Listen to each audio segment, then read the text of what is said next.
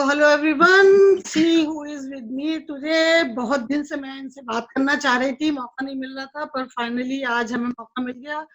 अमजद खान साहब, the director of गुल मकाई और बहुत सारी अदर फिल्मों के, और एक और नई ब्यूटीफुल फिल्म के साथ एक कॉन्सेप्ट पे काम कर रहे हैं, और बहुत अच्छी फिल्म होनी चाहिए, ऐसी हमें उम्मीद है गुल मकाई देखने के बाद।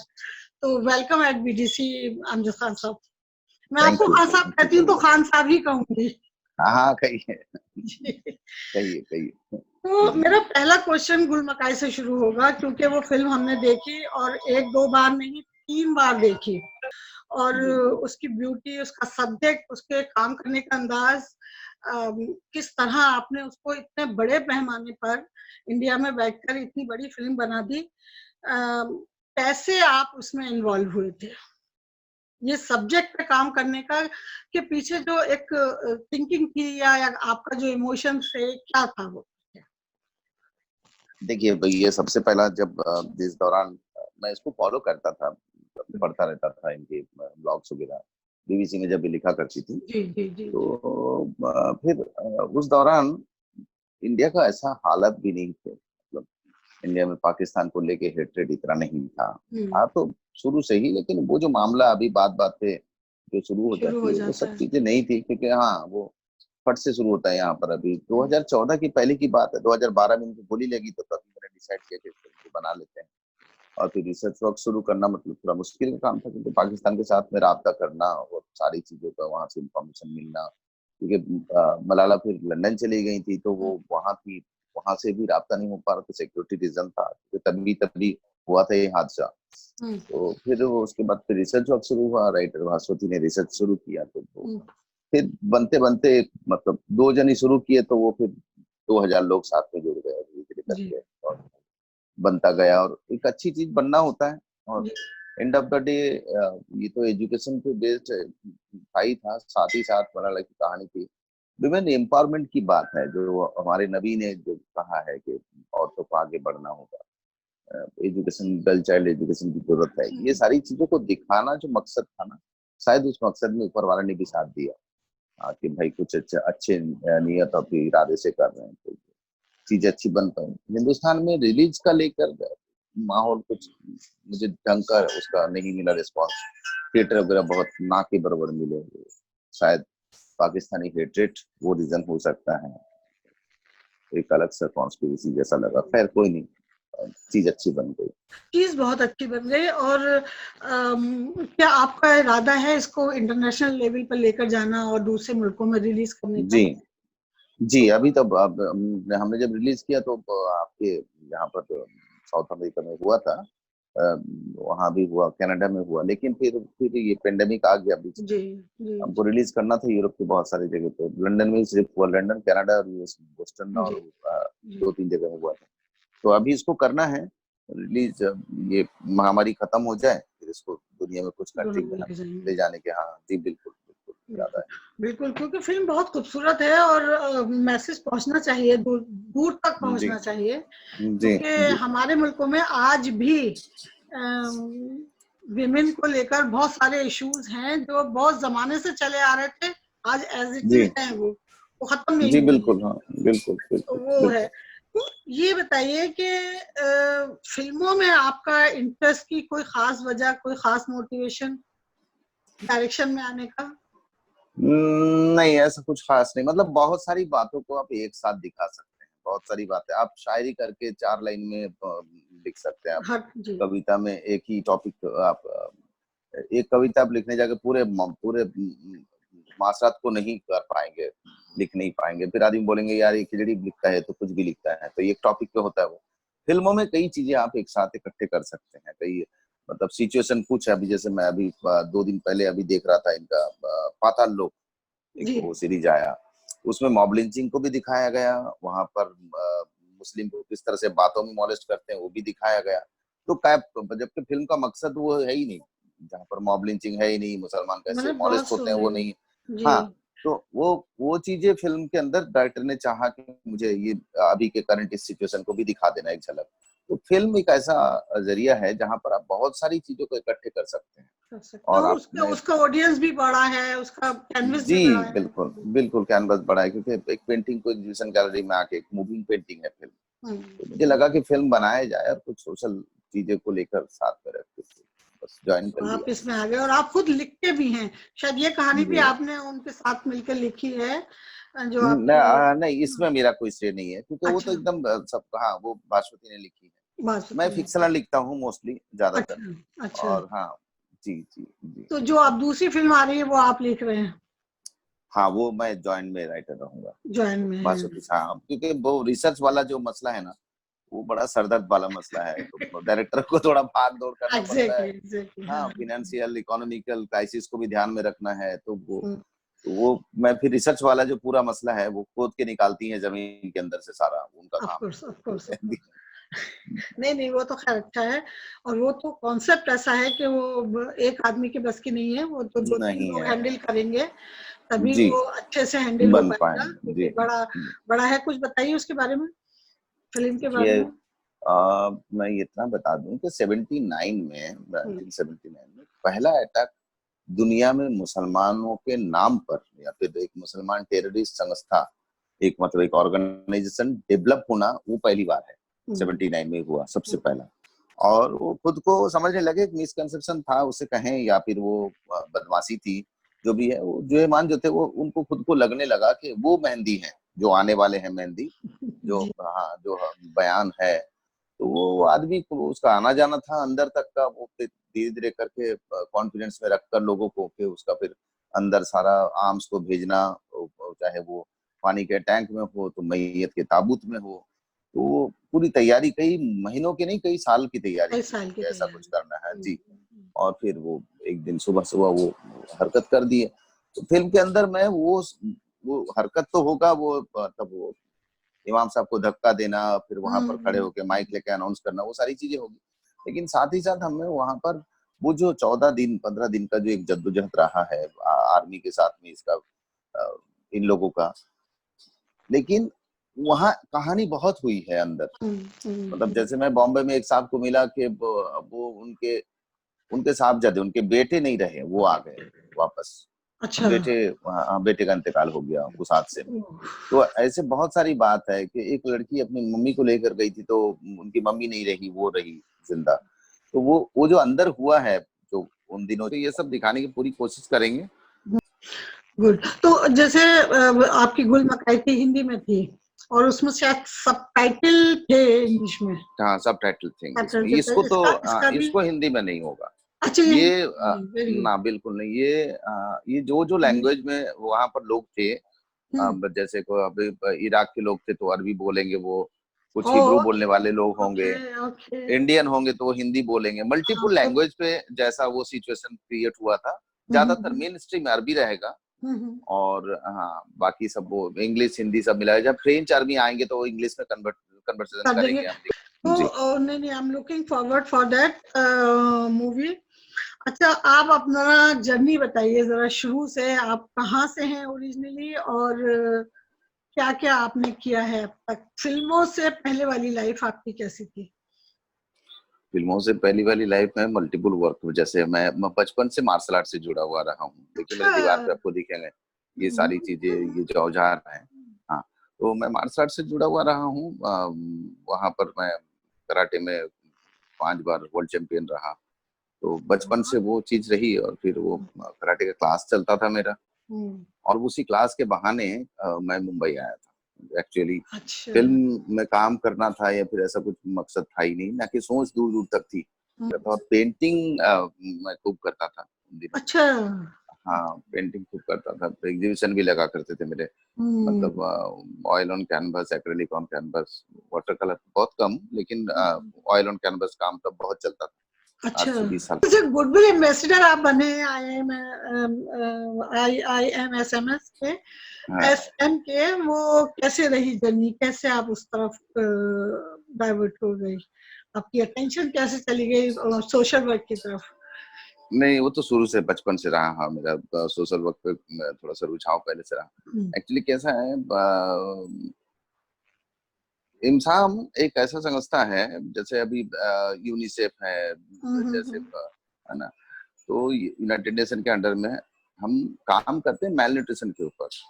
ओके। बच्चे, हाँ, बच्चों जी जो जी बच्चों। बीमार रहते हैं, जो पुष्टि जिनको नहीं होता, मतलब खाने में जिनको अलग तरीके का न्यूट्रिशन नहीं मिला, बहुत गरीब जो होते हैं, जी उनको जी हम एक जी। तरह का कैप्सूल प्रोवाइड करते हैं, एक तरह का टैबलेट प्रोवाइड करते हैं, उसको ओके स्पिरुलिना कहते हैं। हाँ, तो ओके। वो, हाँ, तो स्पिरुलिना का जो काम है वो, उसमें सारा सब कुछ होता है, उसमें विटामिन, मल्टीविटामिन, उसमें प्रोटीन, जिंक, आयरन, जो कुछ बॉडी को चाहिए, अ, वो सारा उसमें होता है। तो वो हम, उसका खेती होता है एक अलग सा। अच्छा। और जी, वो फिर उसके बाद उसको टैबलेट में कन्वर्ट करते हैं, कैप्सूल में, फिर हम उसे बांटा जाता है। ओ, दुनिया के वो सारे हिस्सों में हम लोग पहुंचा देते हैं जहां पर इसकी जरूरत है, जहां पर जरूरत है। लोग, हाँ, कई बच्चे जो दिन में कभी खाना मिला ही नहीं हो, तो हम्म, पोलियो से भी बहुत डेंजरस हो जाता है उनका ऑफ बॉडी कोर्स लैंग्वेज, वो ऑफ कोर्स ऑफ बीमार होकर अजीब सा। कोर्स। तो हम लोग कोशिश करते हैं तो कि उस तरह का वो टैबलेट वहां पर पहुंचा दिया जाए, और ये संस्था उसी तरह के काम करते हैं। तो तो मैं इंडिया में कर भी है कुछ काम आपका इसका? हाँ, इंडिया में देखिए, यहाँ पर हम लोग प्राइवेटली करते हैं। इंडिया में गवर्नमेंट के साथ टाई अप करके अभी तक हुआ नहीं है। हम्म गवर्नमेंट की तरफ से कोशिश बहुत बार किए हैं, हम्म ताकि कुछ हो जाए ऐसा। अभी तक उतना अच्छा रिस्पॉन्स हमें मिला नहीं। मैं अभी कर रहा हूँ कोशिश। अभी फिर हम्म, से पेंडेमिक आ गया, जी। तो इंडिया में कोई स्टेट के साथ जुड़ के इसको करना है मुझे। इसका वो खेती भी करना है, ताकि हम्म। बहुत अच्छे पैमाने में इसको तैयार किया जाए। और बहुत ज्यादा इंडिया में है, बहुत ज्यादा है इंडिया में भी है, malnutrition। काफी रिमोट हाँ, एरियाज में है आप जाइए तो बड़ी तकलीफ दी जिंदगी ना, है। मेल न्यूट्रिशन का केसेस बहुत है यहाँ पर। तो चलें, ये तो बहुत अच्छा काम है आपका, और होपफुली कि ये will work in India too, जी, इंशाल्लाह। इंशाल्लाह। तो आपकी जो अभी की पैंडेमिक की क्या मसरूफियात चल रही हैं? काम करना है, ये दुआ के अलावा और कोई रास्ता भी तो है नहीं। थोड़ा सा नहीं केयर है। करना खुद का, आसपास के लोगों को जो हो सके हेल्प करना, वो हम कर रहे हैं। अम, मेरे कई दोस्त हैं इस साथ, इसके साथ जुड़े हुए हैं। हम हम्म, जहाँ से जितना हो सके, जिसको जो हो हम्म, सके, कुछ पहुंचा देना, कुछ खाने का इंतजाम करा देना, कुछ पैसे करा देना, वो कोशिश कर रहे हैं। कुछ अच्छी बातें कर ले रहे हैं दिन भर हम्म, में, हम्म, चाहे सोशल मीडिया के थ्रू हो, सही या वो सही। चाहे फेसबुक हो, या फिर कहीं से भी कुछ अच्छी तो बातें एज पहुंचा एन देना। डायरेक्टर, क्योंकि सिचुएशन से डायरेक्टर अपनी कहानी लेता है, जी, जी, कुछ कुछ आपके जहन में ऐसा आ रहा है कि ये शायद हिंदुस्तान में, क्या दुनिया में, लेकिन हम तो हिंदुस्तान की बात कर रहे हैं, तो हिंदुस्तान के हवाले से अगर हम देखें तो ये एक बहुत बड़ा क्राइसिस है ह्यूमन हिस्ट्री में और हिंदुस्तान की हिस्ट्री में। तो कहीं आपका कहीं ऐसा कुछ आ रहा है जहन में कि इस पे एक फिल्म बननी चाहिए, जो नाइंसाफी मजदूरों के साथ इस वक्त हो रही है? वही चक्कर है कि बनाने के बाद फिर आपका सेंट्रल गवर्नमेंट में जो पावर बैठा है नाइंसाफी उन्हीं की तरफ से हो रहा है। सच तो ये है हाँ कि वो संभाल एग्जैक्टली, नहीं पा रहे वो संभाल हैं। नहीं जो पा सरकार में रहेगा वो संभाल नहीं पा रहे हैं। रहे। अब उस पर आप फिल्म बना लेंगे, फिर रिलीज करने में दिक्कत हो जाएगी। लेकिन ये बात तो बता दूं आपको, तो हम्म। ऐसी सिचुएशन जब हम उभर के इससे बाहर आएंगे, इसी एक अजीब सा ये सिचुएशन को फिर याद ना करें। मतलब आप समझ रही है हाँ, मैं क्या मैं कहना चाह रहा समझ हूँ? रही हूँ। जी जी जी। हाँ जी। लेकिन अभी इसमें जो जो एक डोमेस्टिक वायलेंस बहुत बड़ा है, उस पे आप जी, कुछ बढ़ कहना गया। चाहेंगे? नहीं, क्या हो रहा है मालूम है? डोमेस्टिक वायलेंस, देखिए, हम्म, कोई भी है, मैं हमने आपने ठीक से अगर ऑब्जर्व करेंगे ना, संडे को जो पति घर पे रहता है, वो उस दिन बहुत सारा डिमांड अपने सर पे रख लेता है। मतलब बहुत सारी चीजें उसके दिमाग में होती है कि मुझे ये भी करना है, मुझे वो भी करना है, मेरे लिए ये हो नहीं रहा, मेरे लिए वो हो नहीं रहा है। अच्छा, खाना अभी तक 3 बज गया, बना नहीं दोपहर का खाना, तो एक किरकिर किरकिर दिमाग के अंदर चलता रहता है और ये लड़ लेते हैं। अब वही आदमी जब 7 दिन बैठा रहेगा ना, हफ्ते में 7 दिन, तो ज्यादातर मैं जो हो रहा है वो आदमी लोग की तरफ से हो रहा है। लेकिन उनकी हम्म, डिमांड इतनी ज्यादा है, वो एक वो बेचारी भी काम पूरा दिन करती हैं, तो वो शायद कुछ ऐसा वो कर देती होंगी, रिप्लाई ऐसा दे देती होंगी जिससे इसके मेल ईगो को हर्ट होता है। और फिर वो चीज हो सकता है, या फिर नशा भी रीजन हो सकता है, कई नशा। जी, तो लाइफ तो बहरहाल बहुत टफ हो गई है इस वक्त, और होपफुली, और देखिए आप सबसे पहले जो जो चीज खोली है इंडिया में, ये बात, ये एहसास गवर्नमेंट को भी था कि मुझे सबसे जी। पहले क्या खोलना है। अभी कैसा, मतलब मैं हर बार एक चीज देखता हूँ। देखिए, दुकान खुल गए, कई लोग बोले कि गवर्नमेंट को पैसा बहुत मिला, हम्म शराब बिके। अरे भाई, गवर्नमेंट को अभी पैसा नहीं मिला। हम्म। अभी जीएसटी भरेगा वो शॉपकीपर, जी, तब होगा। कब मिलेगा? वो जीएसटी अब नहीं भरेगा। हम्म। आप उसको थोड़ी जबरदस्ती भरवा लेंगे जीएसटी। वो 3 महीने बाद नहीं, 6 महीने बाद भरेगा जीएसटी। वो 3 महीने बाद नहीं भरेगा, बोले में जाए इतने सारे दिक्कत हो रहे, इतना सारा परेशानी, हाँ उसने हाँ माल of बेच course, दिया। तो गवर्नमेंट के घर में पैसा वैसा कुछ नहीं जा रही है। शराब वराब बेचना मतलब बड़ा नॉनसेंस सा चीज था कि अपने शराब का ठेका आपने खोल दिया, अचानक सब लोग शराब पी के, मतलब पागलपन है वो सब। सब लेवल पे अगर हम देखें तो रिलीजियस लेवल पे अगर देखते हैं तो आप वहां वो तो पे बड़ा बैठे बदतर है आपको पता है वो तो बहुत जी। बदतर हालत हो गए। जी, पॉलिटिकल लेवल पे कभी किसी ने मतलब सच बोलूं तो आपको जो बातें होती है उसमें से सिर्फ 10% भी बातों को सही कोशिश करते हैं कर देने की। मतलब अभी तक सड़क शेरशाह ने जो बनाया था, Grand Trunk Road, GT Road और OT Road, Odisha Trunk Road, ये जी 2 रोड शेरशाह ने बनाया था, शेरशाह जी सूरी जी उनके बनाए हुए। उसी रोड को डेवलप करके फिर बनाया गया, फिर नए रोड बने जैसे एनएच, अलग अलग अलग अलग एनएच जी करके। जी तो देखिए कब बनाया था शेरशाह सूरी, उसके बाद रोड बना वाजपेयी के टाइम में। जी तो जी वक्त लगता है, बहुत ज्यादा लगता है। अच्छा, अंग्रेजों ने जो रोड बनाया है, अंग्रेजों ने ज्यादा ट्रेन लाइन बिछाया था अपने काम जी के लिए। जी सड़कें बहुत कम बनी थी, सड़कें अंग्रेज के बनाए हुए बहुत रेयर सड़कें थे कि जो अंग्रेज बना रहे। अच्छा, जिस शहर में उनका आना जाना होता था, जहां से उनका माल एक्सपोर्ट इंपोर्ट का मसला रहता था, वो लोग उस रोड पे काम करते थे। बस बस बस देखिए सरकार शुरू से झूठ बोलते आई है, चाहे वो किसी भी सरकार हो। हाँ मैं हाँ हाँ कहूँ कि कोई कांग्रेस भी भी थी तो वो भी ऑनेस्ट झूठ तो थी बोले, नहीं कोई हमको भी झूठ मूठ सरकार, का, हाँ जी। और हो भी नहीं घोटाले सकती का मामला, ऑनेस्टली अगर हाँ, देखें तो 100% तो सच बोल नहीं सकती कोई भी कभी गवर्नमेंट। नहीं। पहला घोटाले का मामला तब आप सोचिए ना, मर्सिडीज था ना, तब कार बड़े बड़े होते थे, तब तब एग्जैक्टली कोई बहुत बड़ा कोई घोटाला नहीं करेंगे तो साइकिल घोटाला था। जी हिंदुस्तान का पहला घोटाला जी साइकिल पहले घोटाला। साइकिल तो घोटाला। तो क्या। मगर इस वक्त जो हालात हैं मेरा ख्याल है कि अब अगर आप 100% तो खैर कोई गवर्नमेंट ना की ना हो सकती है, लेकिन अगर आप 50-60% भी गवर्नमेंट काम कर दे, जी 50-60 में 40% आप खा लो, 50% खा लो यार, 50% तो काम कर दो। हम वहां 50% भी काम नहीं देख रहे हैं। तो एज नहीं, अ नहीं करते हैं। डायरेक्टर आप एज अ डायरेक्टर, क्योंकि डायरेक्टर की निगाह बहुत तेज होती है, वो चीजों को देखते भी बहुत डिफरेंट एंगल से है और समझते भी जी बहुत है। तो जी। आपका क्या टेक होगा इस पर? देखिए यहाँ पर ना सबसे देखिए, जो राजा है ना, राजा को पहले वो होना पड़ेगा प्योर, मतलब मेंटली कि हाँ मुझे देश के लिए करना है, मुझे मंदिर नहीं बनाना है, मुझे देश के लिए करना है। बोलो। या फिर अगर कोई एक बोलता है मुसलमान, एक बड़ा सा नेता, कि मैं अभी दरगाह बनाऊंगा, तो वहां जो लंगर लगेंगे दरगाह में, जो खिचड़ा बटेगा, उससे थोड़ी जिंदगी चलेगा। आगे भी बहुत सारी चीजें करनी होगी। तो कैलकुलेशन का कमी है। एक देखिए 2 तरीका होता है राजा बनने का। एक तो राजा का बेटा बनेगा राजा। उसके पीछे रीजन ये होगा कि राजा का बेटा जब 7 साल का था तब भी वो नाश्ते में बैठ के रजवाड़े की बात सुना है। जी वो गलत नहीं है, जिसको हम बोलते हैं कि खानदानी पुश्तों से चलता आ खानदानी रहा है। मैं उसे गलत आई इसलिए एग्री। नहीं कहूंगा क्योंकि वो बचपन से वो सीखा है। उसको वो इकोनॉमी पता है, उसको सोसाइटी के बारे में पता है, उसको गरीबी पता है, उसका शासन कैसा होगा, कर कैसा लेगा, मतलब वो टैक्स देख कैसा रहा है लेगा, भाई, उसको सब मछली के पता है। बच्चे को कौन तैरना सिखाता है। बिल्कुल। और या फिर होगा राजा वो जो बहुत पढ़ा लिखा होगा, जो इकोनॉमी को समझेगा। समझे सही। देखिए एक घर को अगर आप कमाने वाला जो घर का है, वो अगर वो घर को चलाने लगे तो घर लेकिन नहीं चलेगा। आप नहीं ध्यान दीजिएगा, चलेगा देखिएगा घर की औरत चलाती है घर। बिल्कुल। तो घर की औरत होम मिनिस्टर हो या फिर वो इकोनॉमी मिनिस्टर हो, वो चला रही है घर को। उसको पता है कि मुझे 1 किलो दाल और आधा किलो नमक, ये सब चीजों का इतना दिन तक का ही इस्तेमाल करना है। वो बस अचानक से बहुत सारा करेगी। तो अभी प्रधानमंत्री जो होंगे देश के, अभी जो राजा होंगे, उनको थोड़ा सा कल्चर करना होगा। इकोनॉमिस्ट खुद नहीं है तो इकोनॉमिस्ट के साथ बैठना पड़ेगा उनको। दुनिया के जितने इकोनॉमिस्ट है सबको बुला ले। अपने हिंदुस्तान में 3-3 इकोनॉमिस्ट आज की तारीख में बैठे हैं टॉप लेवल पे। 2 नोबेल लेके बैठे हैं। दुनिया का इतना बड़ा अव्वल एक 2 प्राइज लेके अवार्ड लिए बैठे हैं, बैठे हैं, करेक्ट। है ना?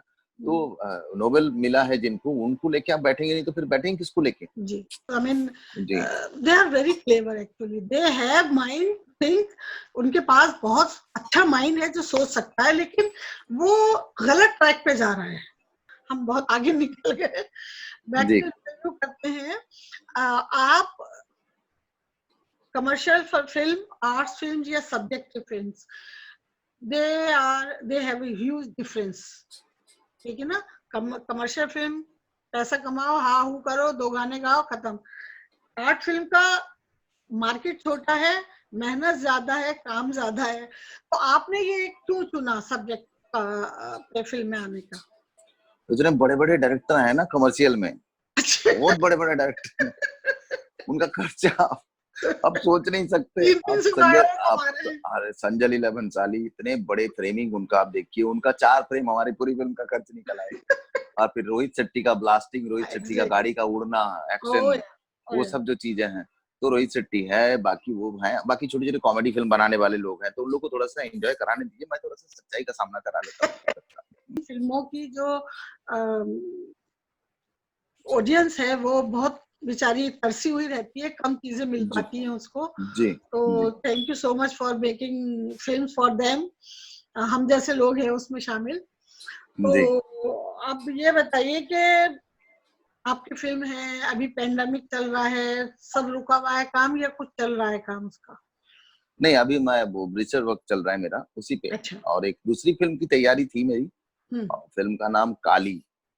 काली। हाँ, इंटरेस्टिंग। तो अभी मुझे ये अरबिक सब्जेक्ट से पहले करना था उसको बीच में, क्योंकि उसको शुरू होने में ही मुझे 1.5 साल 2 साल और लग जाएंगे उसकी ओह। तैयारी में, तो उसके अच्छा। बीच में मुझे ये करना था। ये भी वुमेन एम्पावरमेंट पे है, रेप के अगेंस्ट में है, मोलेस्टेशन हम्म के अगेंस्ट में है, हम्म। काली नाम है। काली के तो नाम से। हाँ, इसकी तैयारी तो करके रखा हूँ, बस अब जैसे ये पेंडेमिक खत्म होता है, लॉकडाउन वगैरह खत्म होगा, रिस्ट्रिक्शन खत्म होगा, तो फिर हम कास्टिंग और शूटिंग की तैयारी करेंगे।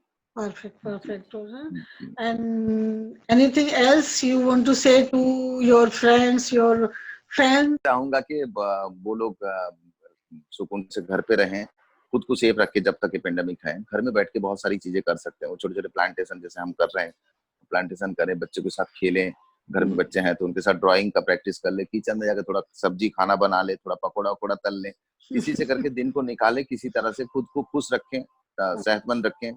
और बाकी कोई प्रॉमिस तो मैं कर नहीं पाऊंगा, मैं दुआ करूंगा कि सब लोग खुश रहें खुश और रहे। तंदुरुस्त रहें, और जितना जल्दी हो सके इस पेंडेमिक से हम बाहर हो जाएं।